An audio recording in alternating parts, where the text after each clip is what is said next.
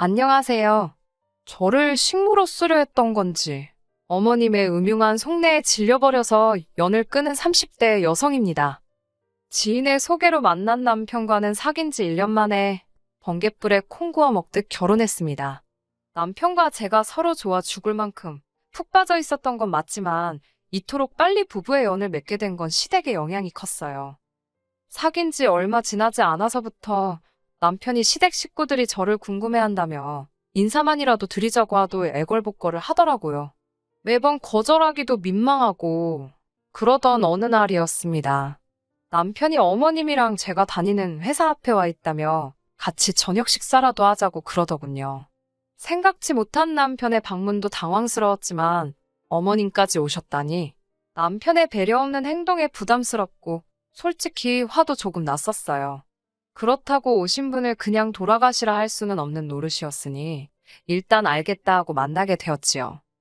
그렇게 저와 남편, 그리고 어머님 세 사람은 회사에서 멀지 않은 한정식 집에서 식사를 하게 되었습니다. 어머님께서는 제 학벌이라던가 집안 사정 등을 물어보셨는데 솔직히 대답을 하면서도 걱정이 많이 되더군요. 지인이 처음에 남편을 저에게 소개해 줄 때만 하더라도 서울 소재의 대학을 나와 직장을 다닌다고 평범한 사람이라고 했었거든요. 저는 그때만 해도 서울 소재의 대학이 한 손 안에 꼽을 법한 명문대를 뜻할 거라곤 예상하지 못했고 직장이 대기업일 거라고도 생각지 못한 채 그대로 소개팅에 나갔습니다. 남편에 대해서 보다 확실하게 알게 된 저는 혹시나 싶어 남편은 저에 대해 어떻게 들었냐 물었습니다. 그리고 역시나 제 예상대로 대학 나와서 직장 다닌다고 그렇게만 들었더라고요. 제가 서울에서 대학을 나온 건 맞지만 회사 규모나 이런 거 저런 걸로 따졌을 땐 남편 조건에 한참 미치지 못했기에 괜히 제가 거짓말을 한 것처럼 움츠러들더군요. 얼마 대화는 나눠보지 못했지만 남편에게 첫눈에 호감을 느꼈던 저로서는 아쉬움을 뒤로한 채 남편에게 솔직히 털어놓았어요. 서울 소재의 여대를 나와서 지금은 중소기업에 다니고 있다고요. 그런데 남편은 그 직장도 좋지 않냐며 오히려 자기를 낮추고 저를 띄워주는 식으로 대화를 이끌어 나갔습니다. 그리고는 자기는 제가 마음에 든다며 진지하게 만나보고 싶다고 하더군요. 아무튼 사정이 그렇다 보니 어머님께서 제 호구조사를 하실 땐 긴장이 될 수밖에 없었어요. 특히 어머님께서 먼저 아버님은 대학 교수셨고 당신도 교직에 있다는 말씀을 하셨을 땐 조금 난처하기까지 했네요. 굳이 직업적으로 시부모님과 비교하자면 저희 친정부모님은 평범하십니다. 두 분이서 작은 식당을 운영하고 계시거든요. 하지만 제 염려와 달리 어머님의 반응은 남편과 별반 다르지 않았습니다. 그 정도면 됐다라는 애매모호한 말과 함께 남편 어디가 좋은지, 앞으로 어떻게 할 생각인지 그런 것들을 물어보셨어요. 그러시곤 급기야 결혼 생각을 하고 있다면 둘 다 어린 것도 아닌데 시간은 끌어 뭐하냐며 얼른 날짜 잡고 그러라시대요. 사실 아주 가볍게 몇 번 결혼에 대해서 이야기를 해본 적이 있긴 했어요. 그런데 어머님까지 나서서 빨리 진행시키라 하시니 당황스럽기도 하고 한편으론 기쁘면서도 동시에 걱정도 되었습니다. 솔직히 털어놓자면 제가 결혼 자금으로 돈을 모아놓기는 했지만 겨우 4천만 원에 불과했고 친정 부모님도 얼마나 해주실지 감이 안 왔거든요. 그날 밤 친정 부모님께 있었던 일을 이야기하면서 혹시 시집 간다고 하면 얼마나 해주실 수 있냐 물으니 부모님께서 몹시 미안해하시면서 이렇게 빨리 시집 간다 소리를 할 줄 몰랐다며 급하게 쓸 데가 있어서 제 결혼식에 쓰려고 모아두셨던 돈에 손을 대셨다고 하셨습니다. 원망이라기보다는 상황 자체가 갑갑하더라고요. 결국 이튿날 남편에게 당장 결혼하는 건 무리일 것 같다고 했습니다. 가진 거라곤 겨우 4천만 원이 전부인데 이 돈으로 혼수며 애다니며 다 할 수 없을 것 같다고. 당신이나 나나 좀 더 준비가 되면 식을 올리자 하니 남편도 제 뜻이 그렇다면 알겠다더군요. 하지만 얼마 지나지 않아 저는 다시 어머님께 연락을 받게 되었습니다. 돈 때문에 결혼을 미루자고 했냐며 그런 거 신경 쓰지 말고 그냥 하라시대요. 집은 어머님이 전세로 하나 구해주실 생각이라며 너무 개의치 말라고요. 저는 일단 감사하다, 남편이랑 잘 이야기해보겠다 했지만 솔직히 이걸 거절해야 하는 건지 감사하다 해야 하는 건지 어찌할 바를 모르겠더군요. 남편은 어머님이 제가 어지간히 마음에 든 모양이라며 감사하게 받고 앞으로 잘 사는 모습을 보여드리자 하대요.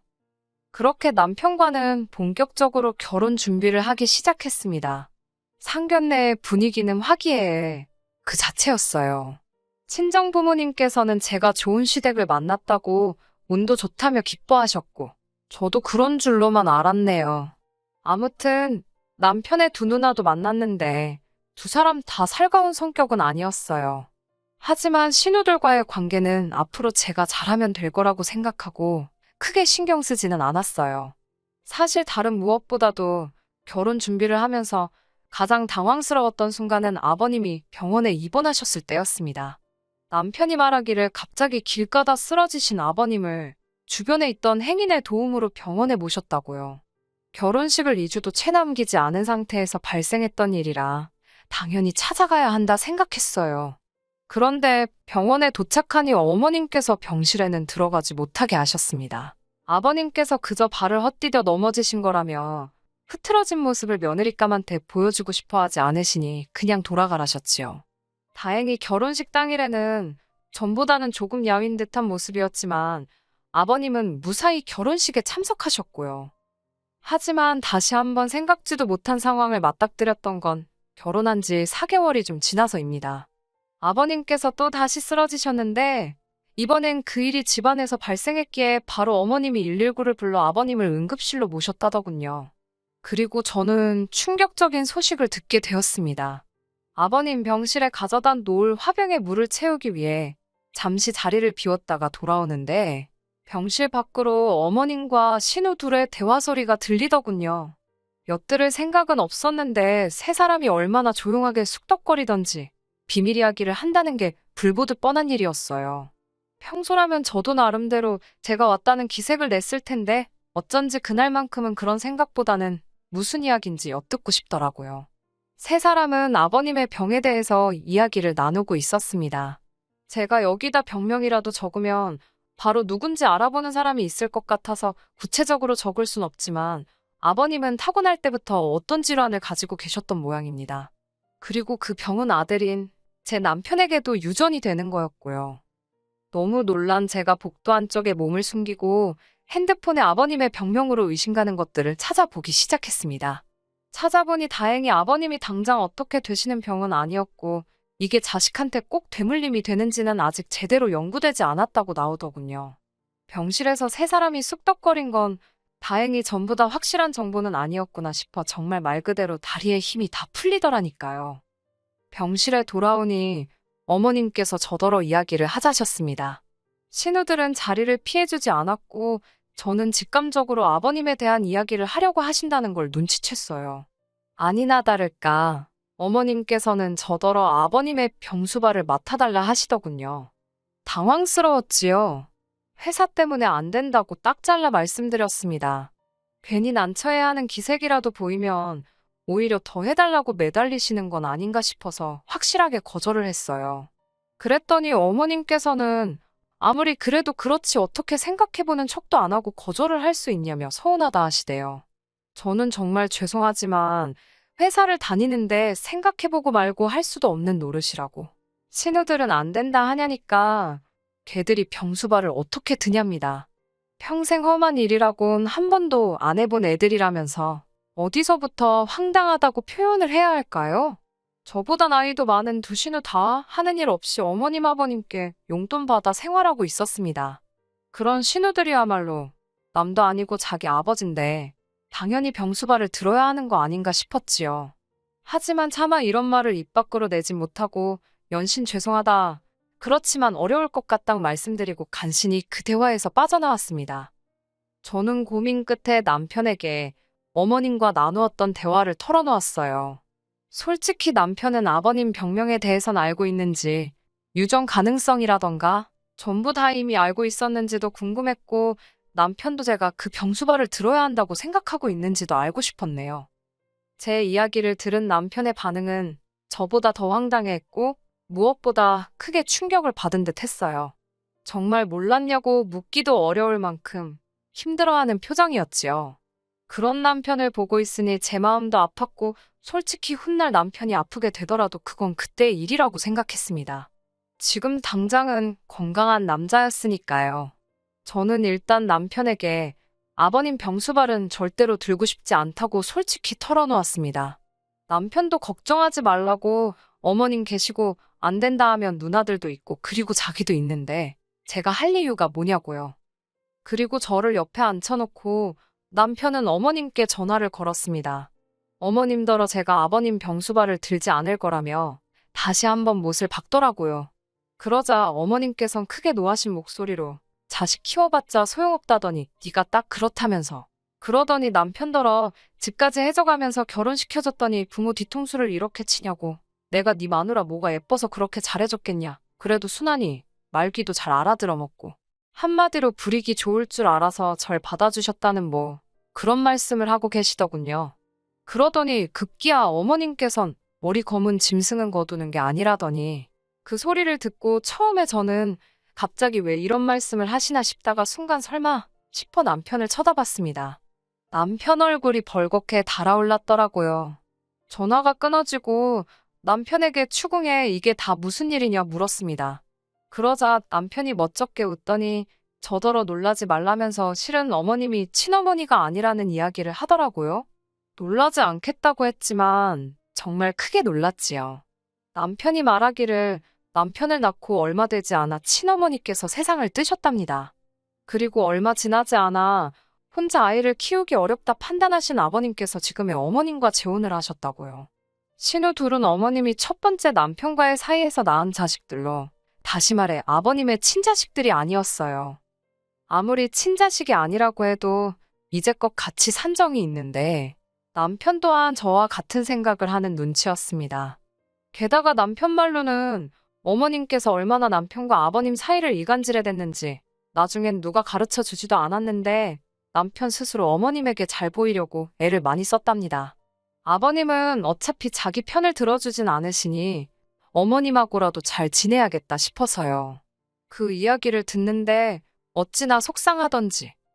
아무튼 어머님께선 그 전화통화 이후로 걸핏하면 전화 남편에게 전화를 거신 뒤 염치가 없다, 뻔뻔하다며 막말을 쏟아내셨습니다.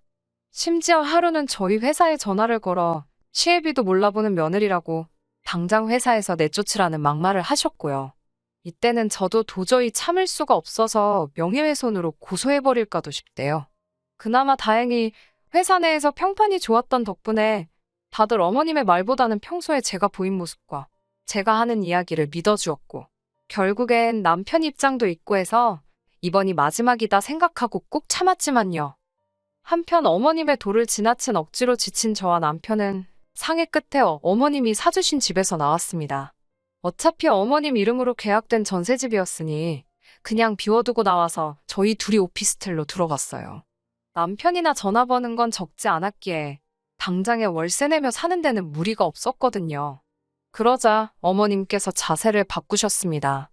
윽박 지르고 화를 내시던 어머님께서 당신이 언제 그랬냐는 듯이 불쌍한 척을 하시더라니까요.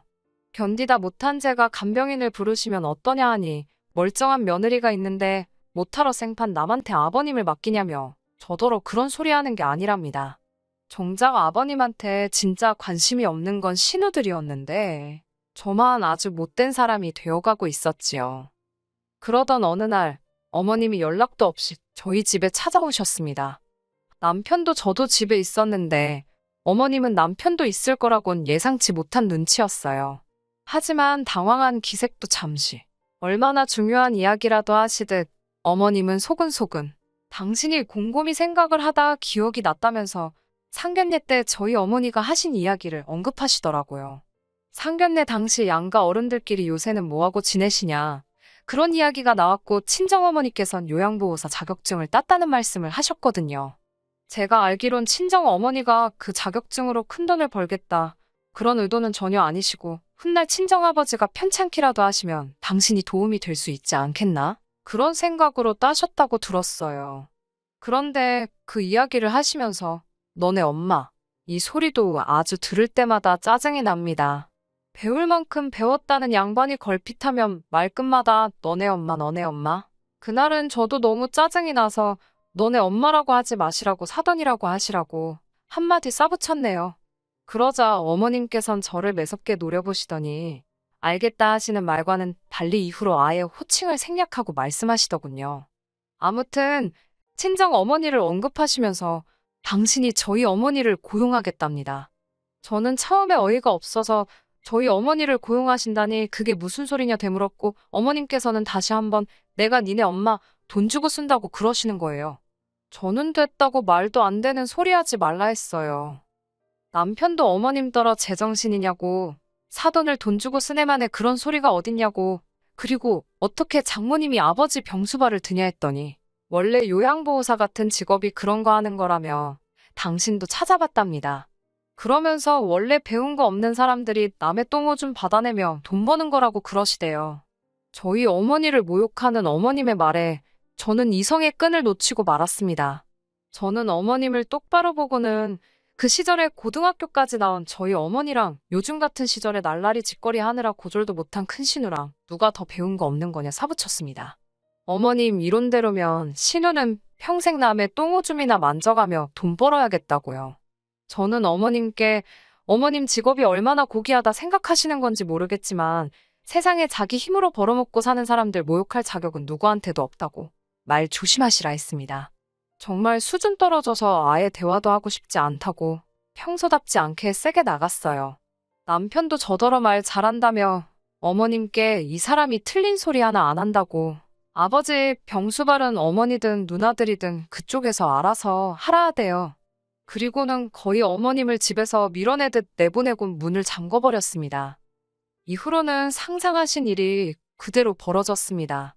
어머님은 물론이고 신우들까지 나서서 특히 큰 신우는 제가 한 말을 어떻게 전해 들었는지는 모르겠지만 저더러 경우도 없는 X라며 욕을 해댔어요.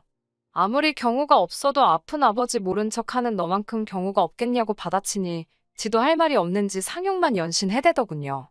정말이지 수준 떨어져서 남편은 이 모든 상황이 씁쓸하다 했습니다.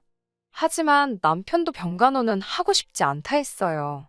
성장 과정에 있어 아버님께선 어머님께 푹 빠지셔서는 남편은 나몰라라 하셨다고요. 자기가 성별만 남자지 신데렐라가 따로 없었다면서. 돌이켜 생각해보면 아버님이 어떤 증세를 보이기 시작하면서 어머님이 자기한테 친한 척 하시고 그러다 제 존재를 알고 결혼도 추진하신 것 같다고 생각할수록 너무 어이없고 분하답니다. 그래도 남편이 어머님 덕에 저랑 빨리 결혼했다며 평생을 통틀어 그거 하나 감사하다대요. 이후로 저희는 어머님과는 완전히 연락을 끊었습니다. 솔직히 어머님과 남편이 따로 연락을 주고받는지 저는 모릅니다. 그래도 같이 산 세월에 정이 있는데 한순간에 틀어질까? 저는 겪어본 적 없는 인간관계라 잘은 모르겠어요. 적어도 남편이 저에겐 아무 말도 없고 병수발에 대해서는 아예 입도 뻥긋하지 않으니 더 이상 캐묻지도 않으려고 하지도 않을 생각입니다. 남편이 그런 말은 하더라고요. 아버님이 저러다 돌아가셔도 자기는 절대 재산 포기 안 하고 자기 목숨 받아낼 거라고요. 이 말을 하던 남편은 악에 바친 것 같았는데 저는 남편이 어떤 결정을 내리든 그걸 지지해줄 생각입니다. 남편과 저는 이제 영원한 한 팀이니까요. 끝까지 들어주셔서 감사합니다. 오늘의 사연은 여기까지입니다. 구독과 좋아요, 알람 설정 부탁드리고 더 좋은 사연으로 다시 찾아뵙겠습니다. 감사합니다.